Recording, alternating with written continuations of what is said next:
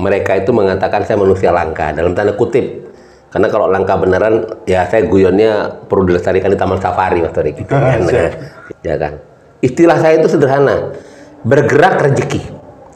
Jadinya ketika kita bergerak silaturahim ke tempat siapapun, itu dapat rezeki. Nah, kalau ditanya apa yang saya ingin lakukan, saya akan pingin terus ya berusaha secara optimal.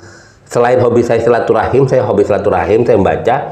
Dan yang paling penting lagi adalah berusaha secara optimal itu ya atas izinnya, atas bantuan Tuhan, membantu sebanyak-banyaknya orang tanpa pamrih, baik yang dikenal maupun tidak dikenal. Jadinya saya merasakan ada kebahagiaan yang luar biasa ketika saya melihat orang tersenyum, orang gembira ketika dia mendapatkan bantuan dari saya.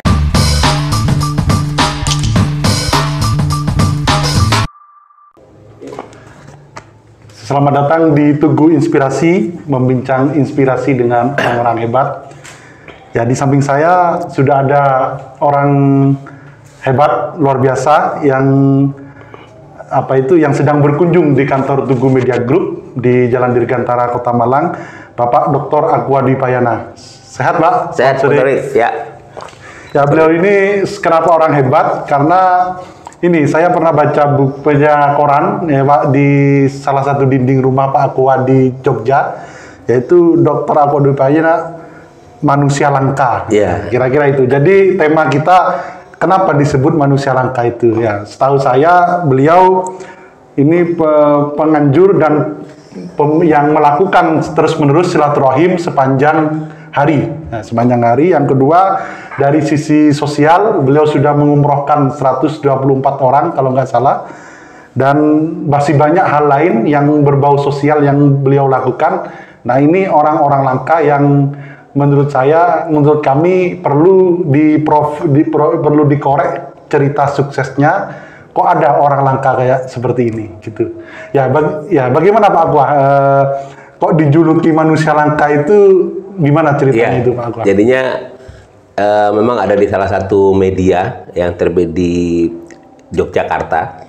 Itu adalah media besar ya, kelompok dari grup media bisnis Indonesia. Itu memang mereka itu mengatakan saya manusia langka dalam tanda kutip.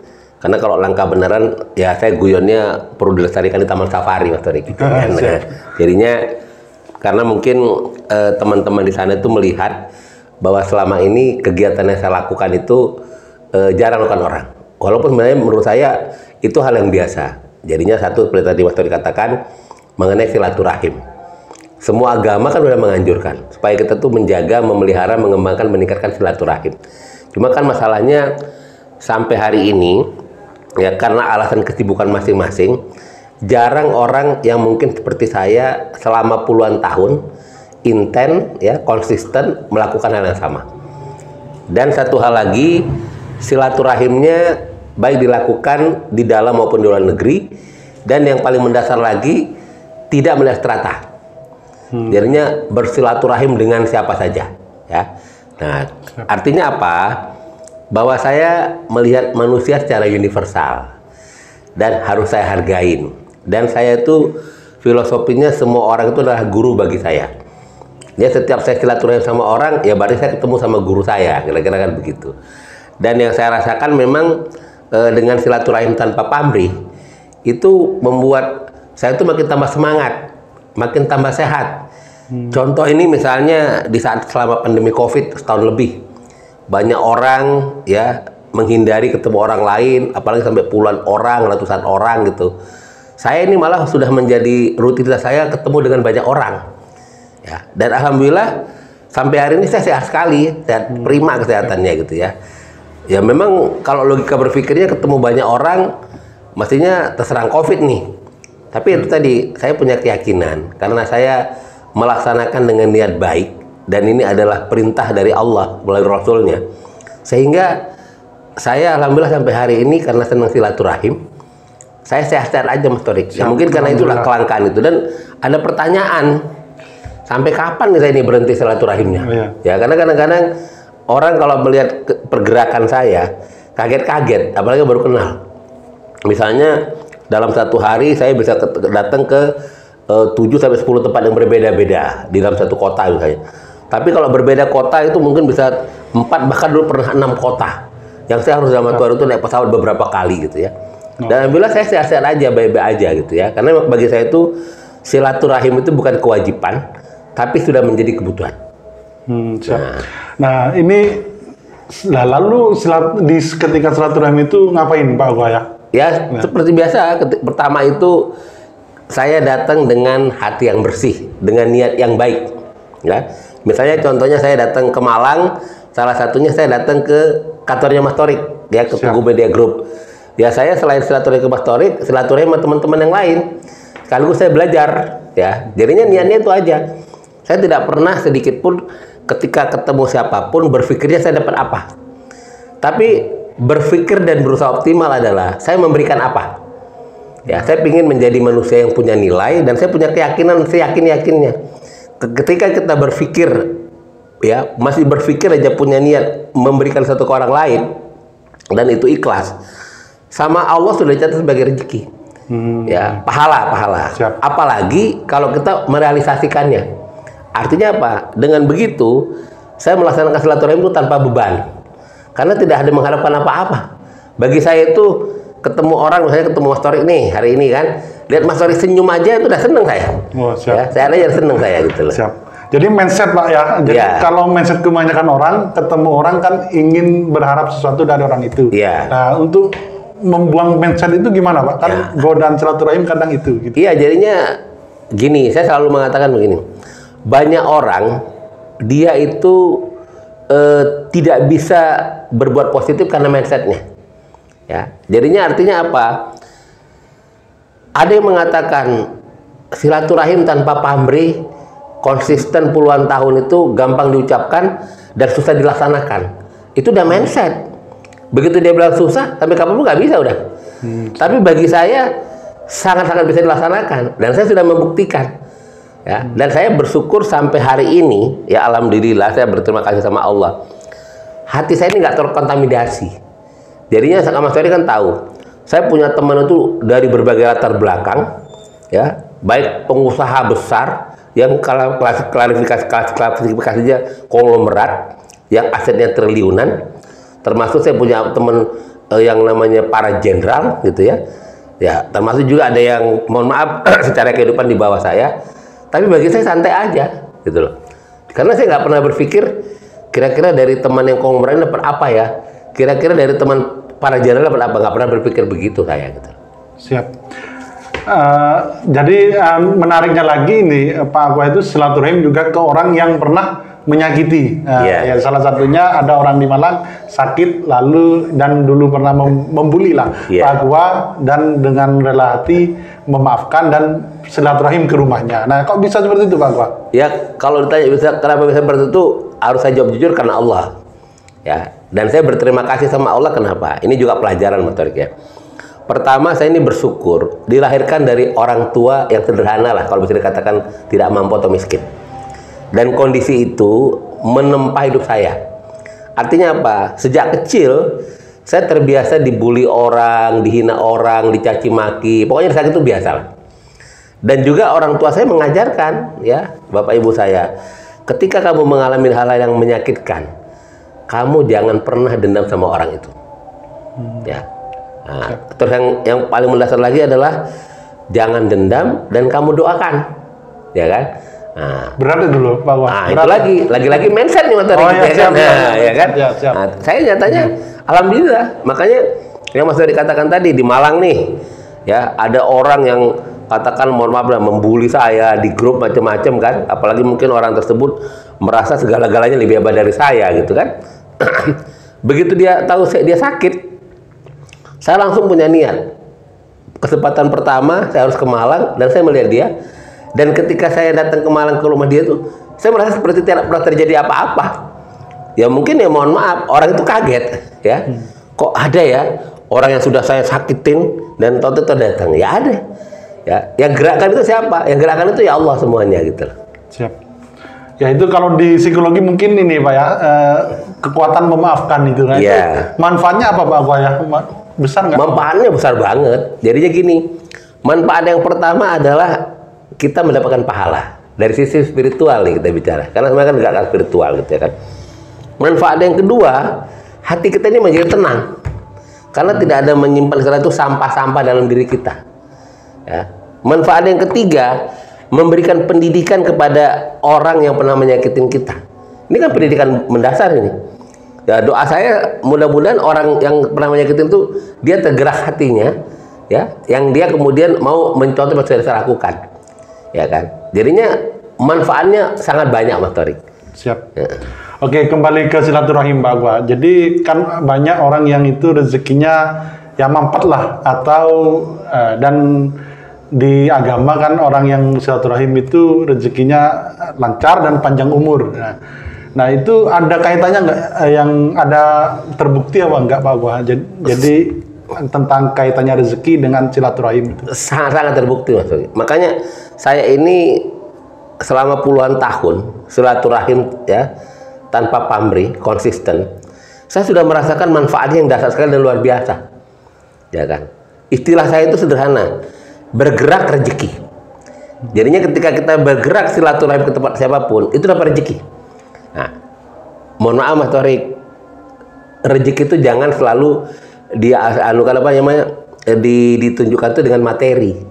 Kan orang bilang materi itu terlalu sederhana. Bagi saya itu materi itu bagian kecil dari rezeki. Rezeki yang pertama ketika ketemu orang, ya, kemudian dia berbagi energi positif, dia senyum, ya kan, itu udah kita buat tenang, jadi kesehatan nih. Yang pertama kesehatan. Rezeki yang kedua tambah teman. Ya, jujur aja teman saya ini mulai dari Aceh sampai Papua dan di puluhan negara.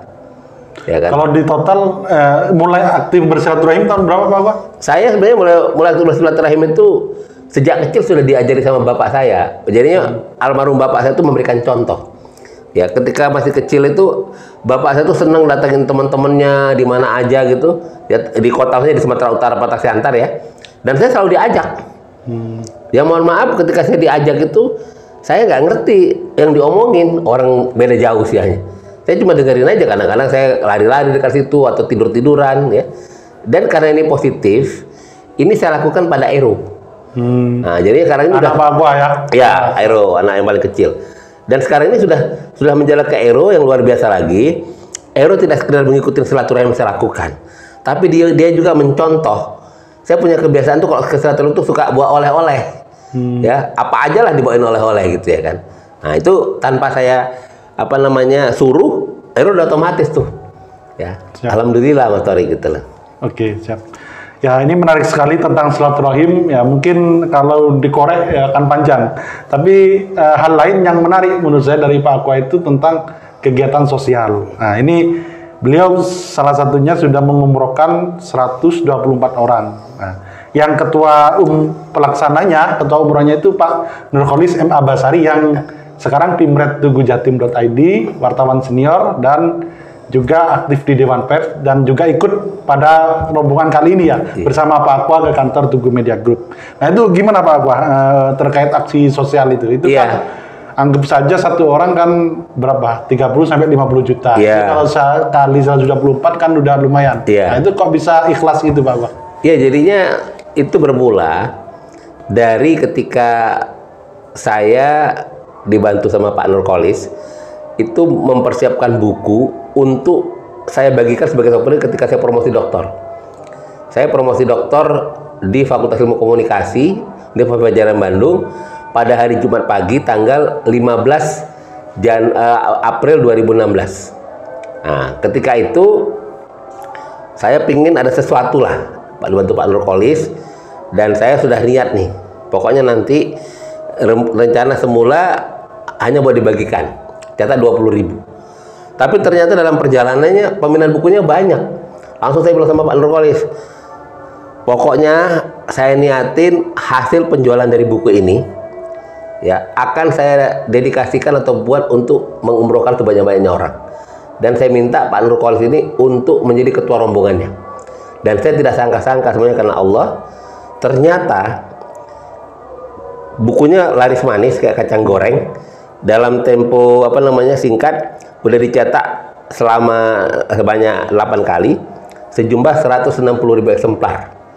Ya, bahkan ini sedang persiapan cetak ulang lagi belasan ribu, ya, khusus spesial pesanan dari Paragon Teknologi Informasi, Innovation, yang merupakan dipesan oleh CEO-nya Mas Salman Subakat, ya.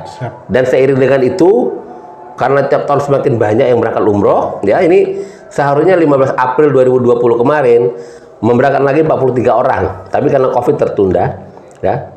Saya pokoknya sudah saya niatkan juga, saya minta kepada Pak Nurkolis, beliau ini sebagai ketua rombongan umroh tetap setiap tahun, ya, yang namanya rombongan The Power of Silaturahim, sesuai dengan buku saya. Seumur hidup. Seumur hidup. Oh, ya, pokoknya. Kenapa kok gitu, Pak? Iya. Kenapa kok sampai seumur hidup itu? Karena saya sangat percaya sama Pak Nurkolis. Oh, siap. Ya, jadinya Pak Nurkolis ini apa ya, saudara saya yang saya beri amanah itu sangat tuntas. Ya, semuanya orang puas dilayani. Akhirnya saya udah bilang aja. Siap. Pokoknya tiap tahun kalau ada umroh, beliau berangkat.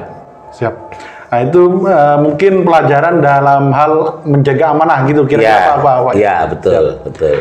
Nah, ini Pak Agung, apa itu ketika memberi itu apakah merasa eman atau merasa tambah miskin atau gimana Pak Agung setelah memberi itu, atau malah ketagihan gimana? Saya ketika memberi itu malah ketagihan kayak narkoba gitu loh.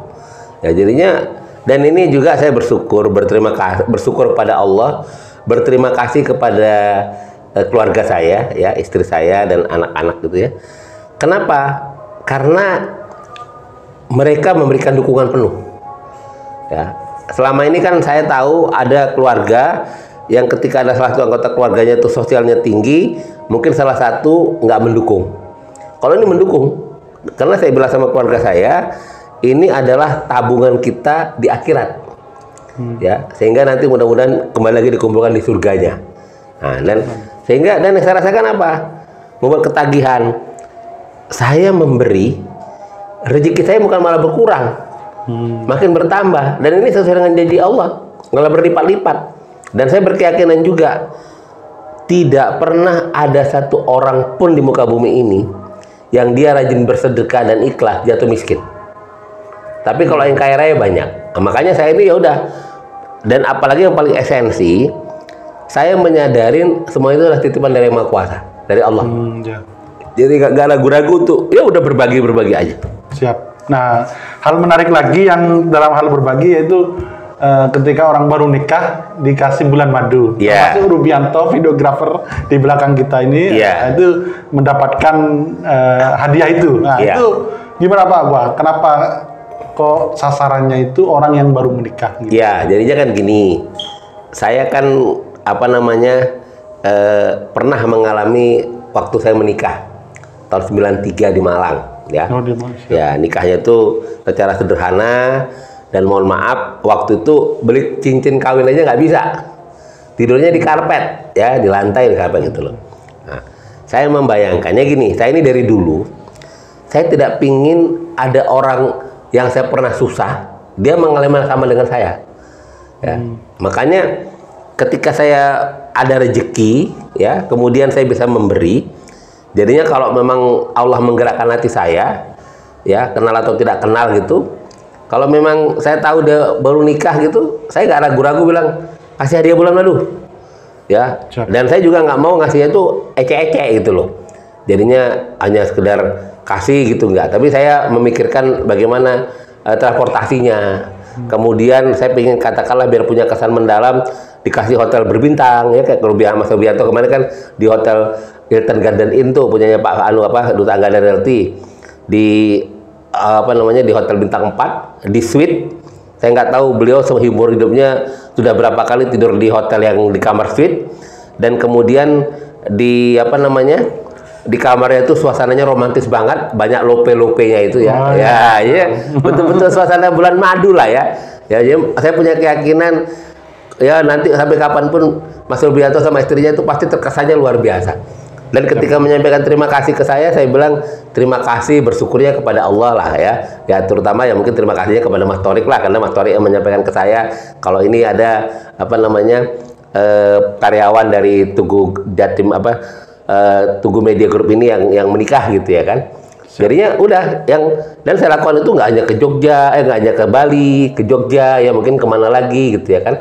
Dan tidak hanya kepada yang saya kenal, yang nggak kenal juga. Kayak kemarin waktu saya ke Sragen kemarin hari Minggu itu ada teman saya ya yang anggota Coas JP itu Mas Slamet, itu ada adik mantunya nikah tanggal 4 Juli nih kalau nggak salah. Udah saya spontan bilang, kasih tahu ya, saya kasih hadiah bulan madu ke Bali. Udah gitu aja. Simpel-simpel aja gitu loh. Siap.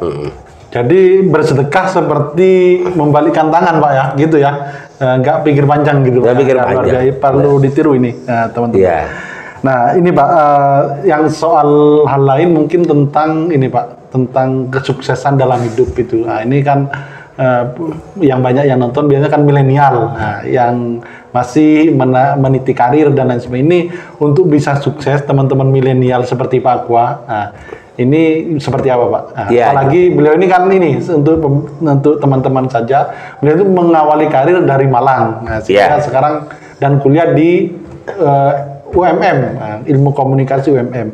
Ya, silakan Pak. Iya, jadinya saya ini bersyukur, ya beruntung karena saya pernah dulu kuliah di Malang. Dan ini Malang yang betul-betul menempa hidup saya. Ya, selama 2 tahun itu saya bekerja sebagai wartawan di Suara Indonesia, Perusahaan Jawa Pos. Rata-rata sehari itu saya minimal jalan kaki 15 kilo, rata-rata itu. Ya, dan saya menikmatin itu. Artinya apa? Kalau kembali kepada para milenial ini saya ingin tekankan. Milenial ini sekarang ini berada di era yang sangat maju. Ya, era yang luar biasa segala-galanya. Nah, sehingga apa?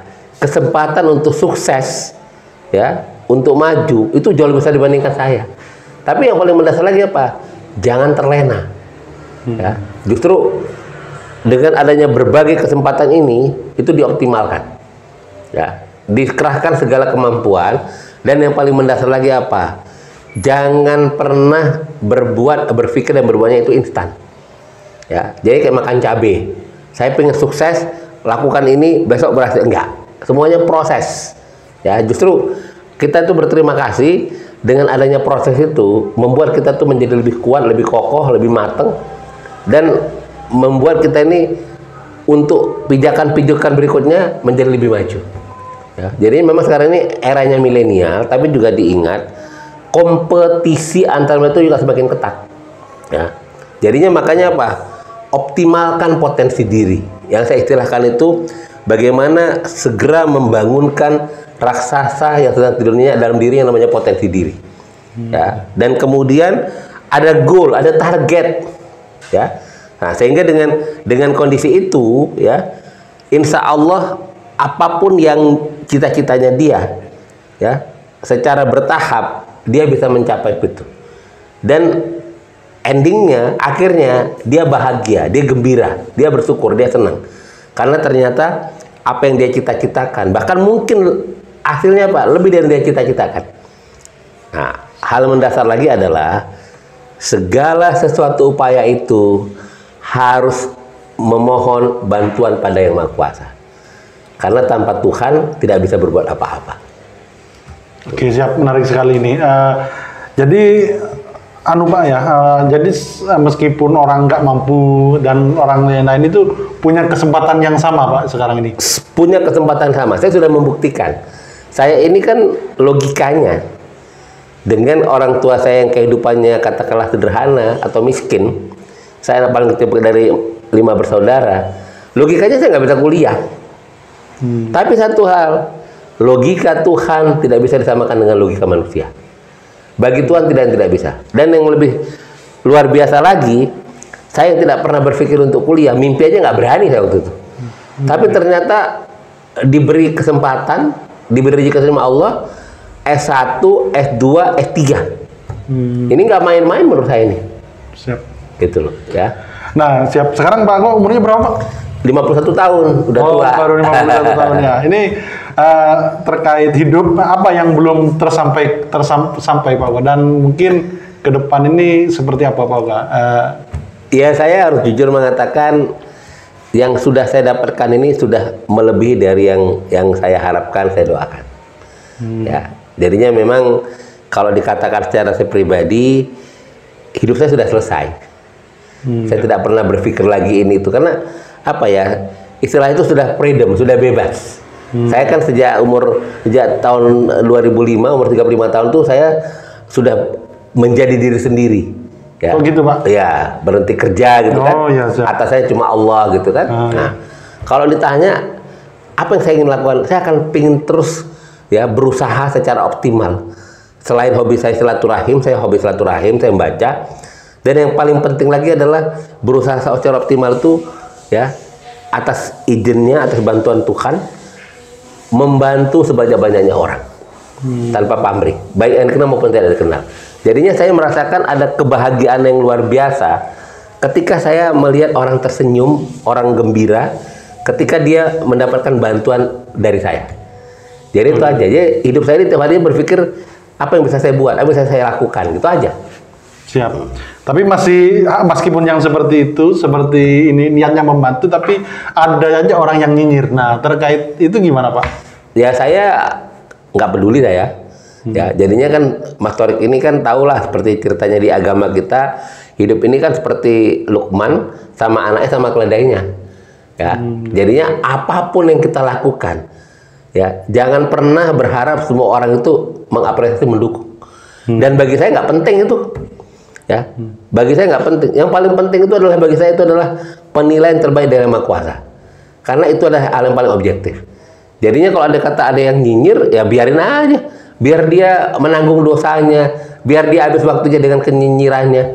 Ya, tapi realitanya apa?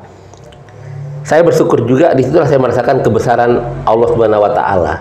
Seiring dengan perjalanan waktu, karena biasanya kalau saya ada orang nyinyir itu, yang saya lakukan itu pertama langsung saya maafkan. Yang kedua saya doakan. Dan ternyata apa? Allah mengabulkan doa saya. Ada beberapa yang nyinyir itu akhirnya datang ke saya minta maaf. Dan saya langsung memaafkan gitu loh, ya kan? Karena sebenarnya orang yang nyinyir itu sebenarnya kita perlu kasihan. Karena sebenarnya apa? Dia iri. Hatinya belum bersih, ya kan? Dan mohon maaf, orang yang nyinyir itu sebenarnya apa? Bukan level saya. Levelnya rendah di mata saya itu, apalagi di mata Tuhan gitu loh, ya kan? Seperti itu. Oke, menarik sekali. Ini Pak Gua, soal sukses dan silaturahim. Nah itu kan ini Pak Gua, nggak semua orang, Pak, kalau di psikologi itu ada yang introvert, ada yang ya introvert itu maksudnya nggak bisa bergaul dan lain sebagainya. Dan nggak semua orang pandai berkomunikasi. Nah itu dan untuk proses profesi teknik, nah itu kan itu apa masih perlu kegiatan silaturahim itu Pak Gua? Sebenarnya kalau mau jujur silaturahim itu wajib itu sebenarnya, ya. Untuk semua profesi. Iya, iya. Karena apa? Yang tadi itu memperpanjang usia dan menambah rezeki, ya kan? Nah, jadi kan saya bilang tadi rezeki itu pertama kesehatan, yang kedua banyak teman, yang ketiga mendapatkan amanah, dan yang keempat itu rezeki yang bentuknya yang jumlahnya relatif. Tapi yang namanya kesehatan, teman, amanah dan rezeki itu titipan dari Allah. Setiap saat kita diminta untuk pertanggungjawabannya. Perhatikan aja, mereka yang senang silaturahim, mereka yang temannya banyak, itu pasti hidupnya nyaman banget, hidupnya mudah banget, ya. Nah, contoh sederhana nih Mas Torik, saya ini kan hari Minggu meninggalkan Bogor, ya. Naik pesawat turun di Solo. Begitu turun di situ sudah disiapkan mobil sama sopir ya oleh Kapolres Madiun Kota, ya, Bapak AKBP Dewa, ya. Nah, dan saya selama 2 malam menjadi tamunya beliau di Madiun, itu dikasih kamar yang terbaik di hotel yang terbaik, Hotel Aston, dimanjakan lah. Begitu habis itu saya hari Selasa pagi ke Surabaya. Surabaya itu saya nginep di salah satu hotel terbaik di Surabaya, yaitu Hotel Mercure Mirama, ya. Itu dikasih kamar yang terbaik, suite gratis, ya kan? Nah, begitu juga di Malang. Jadi kalau kita senang silaturahim itu hidupnya mudah banget, enak banget gitu loh. Dan setiap ada masalah itu, kalau istilah saya itu, Tuhan dengan cepat akan mengirimkan bantuan, yaitu seorang malaikat yang wujudnya manusia, yang nggak kita sangka-sangka. Dan saya sudah sangat sering merasakan itu. Jadinya makanya apa ya, setiap saat itu mendapatkan keyakinan yang kuat yang namanya silaturahim itu gitu loh. Oke, siap. Nah, ini luar biasa sekali obrolan kita sore ini. Mungkin ini closing statement Pak Akwa untuk para milenial ini, bagaimana dalam menapaki hidup yang penuh tantangan ini. Ya, terima kasih Mas Torik. Jadinya bersyukurlah ya para milenial yang sekarang ini memang eranya, ya, dan peluang untuk ya meraih semua cita-citanya itu terbuka selebar-lebarnya. Kuncinya ada pada milenial itu masing-masing. Yang penting satu, lakukanlah nilai-nilai dalam kehidupan itu. Ya, yang utama itu adalah bagaimana selalu menjaga yang namanya integritas. Ya, karena ini menyangkut pada nama baiknya dia. Kemudian yang tidak kalah pentingnya lagi adalah harus selalu menghormati, menghargai orang yang lebih tua. Ya.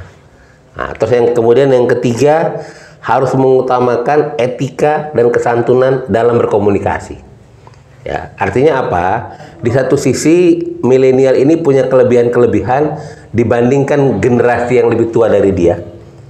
Ya, tapi di sisi lain dia perlu mengkomunikasikan itu semua dengan etika dan kesantunan, sehingga semua orang itu respect, orang itu senang gitu loh, ya kan? Nah, artinya apa? Tidak cukup hanya kecerdasan dari sisi otak, tapi yang paling penting adalah kecerdasan ini emosional ini, hati ini yang paling penting. Ya, nah, jadinya saya kebetulan punya anak dua ya, yang kategorinya milenial, Alira dan Ero, yang itu betul-betul saya tanamkan ke mereka nilai-nilai itu, dan saya berterima kasih sama mereka karena mereka melaksanakannya. Nah, jadinya artinya apa? Tidak ada kata terlambat buat para milenial ya untuk melaksanakan semua nilai-nilai itu, dan yakinlah insya Allah nanti hasilnya yang dasar itu akan dirasakan langsung oleh para milenial itu. Ya begitu Mas Tarik. Oke, siap. Terima kasih Pak Uga waktunya. Semoga obrolan kita ini bermanfaat. Jangan lupa subscribe channel YouTube tugumalang.id. Ya, terima kasih. Assalamualaikum warahmatullahi wabarakatuh. Waalaikumsalam warahmatullahi wabarakatuh. Terima kasih Mas Tarik. Siap.